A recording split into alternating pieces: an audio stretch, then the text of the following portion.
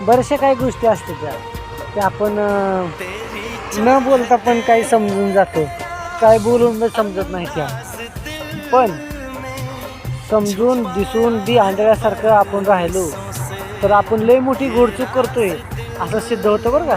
त्यामुळं ज्या दिसणाऱ्या गोष्टी आहेत ना त्याला मानायला शिका आणि ते खरं आहे असं समजा आणि चेनासूर जगा, त्याच्यानुसार जगा. तुम्ही स्वतः पण अंधारात राहून आणि दुसऱ्याला पण अंधारात ठेवून जर जगत असाल तर ही सगळ्यात मोठी तुम्ही जीवनातली लई मोठी चूक करताय हे सिद्ध होतं बरं का. त्याच्यामुळं प्रत्येक आलेल्या घडामोडीला तुम्ही सामना करा आणि जी काय सत्य घटना समोर येते ना त्याला माना.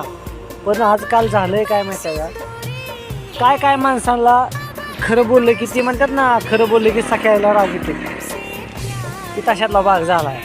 त्याच्यामुळं तुम्ही जी काय माणसं बोलत असते ते का नाही पुढलं आपल्याला सांगत असतात, यार हे अमकं करणं बरं का, हे असं केलं, अरे ती त्याचा अनुभव असतो म्हणून ते तुम्हाला सांगत असतो.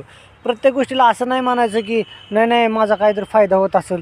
तुम्हाला खरं आणि खोटं जर कळत नसेल तर मग काय उपयोग आहे, मग लई मोठी तुम्ही घोडचूक करताय असं म्हणावं लागेल. त्याच्यामुळं चांगलं काय आहे आणि वाईट काय ह्याचे पण पारखा बघा, त्याशिवाय काय खरं नाही. हे 2025 चालू आहे, आता 2025 पण सरतं आहे आता काही दिवसात. त्याच्यामुळं 2026चा काळ चालू होतो आहे.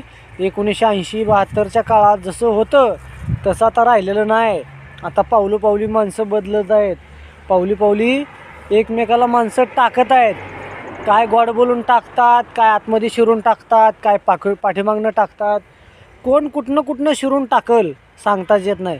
त्याच्यामुळं तुम्ही लक्षात ठेवा की आपल्याला कोण टाकत तर नाही ना, आणि माणसं ओळखायला शिका. काय लय महत्त्वाचं आहे ती. जर तुम्ही ह्या गोष्टी जर शिकला का नाही तुम्हाला कमी काय पडणार नाही.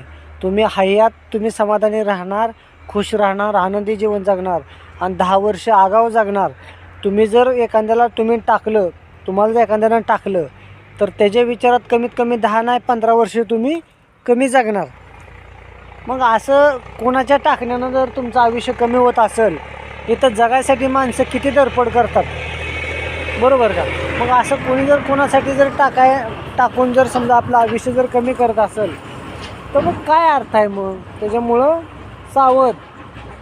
बेसावधपणे राहू नका. वेळ अजून पण गेलेला नाही. वेळेत सावध व्हा आणि आलेल्या माणसांना ओळखा.